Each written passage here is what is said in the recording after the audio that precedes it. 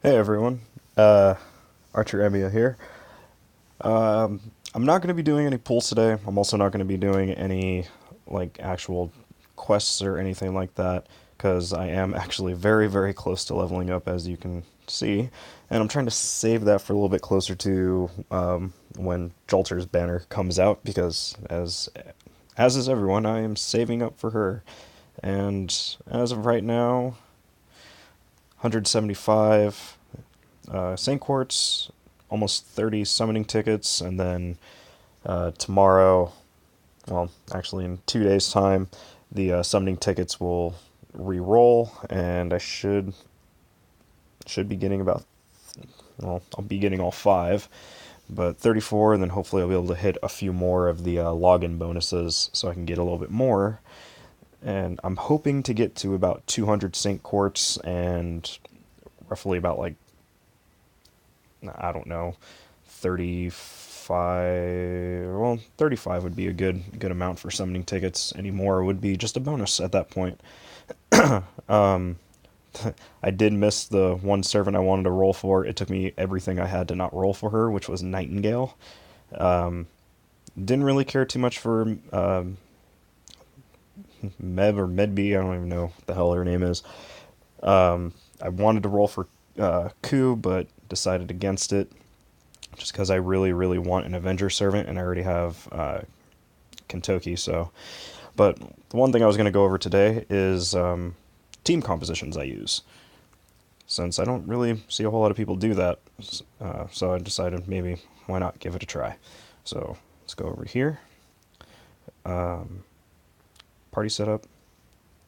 So yeah, go over. I was actually redoing some of mine. I'm more of an arts user, not really a critical person or a buster person. I like using arts because I like being able to fire off noble phantasms a lot. So I mainly use Nero Bride, Tamamo. Sometimes I'll throw like Vlad or like Void Cheeky or something from my support list. And then Archer, Mash just so I can keep my costs down, and then regular Nero. This has been a very tried and true setup for me. Very rarely do I get anywhere near regular Nero, and the reason why she's at the very last because she's my anchor since she has the guts skill, and most of the time I'm able to hit the attack and defense buffs on her second skill. But yeah, this one has worked out pretty well for me. There's only been a couple times when it comes to like the demon pillars during the campaigns when I've had to actually switch it up a little bit, but for the most part, it's been pretty good. And then when I do my QP farming, I'm also kind of doing like bond levels. So I have Nero Bride, Mysterious Heroine X, and Archer on the back line, but they literally never ever come out because I'm usually running dual Drakes and Santa Altar. I usually hit anywhere from like 280 to 340,000 when I fire off the Noble Phantasm from either my friend's NP level 3 Drake or my Santa Altar.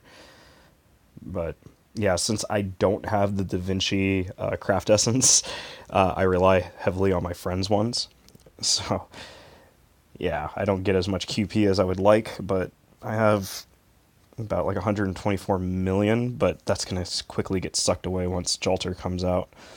Moving on, I like to call it my crit machine. I don't really use this all that much, only when I just want to, screw around or something. But yeah, it's all characters that give very, very nice amount of critical stars. So Kita, Skahasa, Drake, Mysterious Heroine X, and then Mash is just there to because, as you can see, total cost 106 already. But yeah, when I do use this one, it's actually pretty damn good. I really wish I had more Noble Phantasm stacks on these guys, but it works. Most of the time, I'll throw like Jack or like another Okita or another Mysterious Heroine X on there just so I can get more critical stars to just melt down opponents. Busters, I have yet to actually even use this, but it's just here just in case. Yeah, but I have my Saber Alter, Altera, Archer, Kentucky, and then Mash again just to keep the costs down a little bit. The reason why I have Saber Alter versus my Mordred on here is this reason. Not that. No one cares about experience. NP5. And this thing, oh my god, melts down people. And then mixed with the Halloween Princess and, Altera's buffs and her own buffs, I can deal out some pretty good damage, especially against like Lancers and stuff. But yeah, I'm still working on getting Kentucky's level up. I kind of neglected him for a while just because of materials. There were other servants that I wanted to level up, but he's pretty good. From what I've used of him, I have no complaints really. It would be really nice to have Ku Alter, but there's no way in hell I'm gonna dip into my Jolter fund for that. And then my arts heavy team, and I think it's pretty self-explanatory if you look at it. It's all geared towards getting that Noble Phantasm up and just wrecking havoc on people.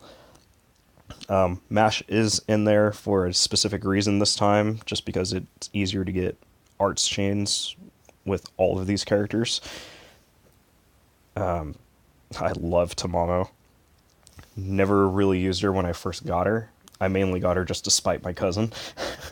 But ever since having her and ever since getting her max level, she's one of my favorite servants to use. Just, I love that cooldown and NP gauge charge and everything. And of course, my waifu's the Umus. I cannot wait till the summer event, probably next year when all the summer servants come out. And then for all my bond level stuff, it's kind of a mix of the other lines, but yeah, when I'm working on, running the any of the daily quests or anything, I'm usually using this line just to try to get all my bond levels up because I'm almost to level 9 with Archer.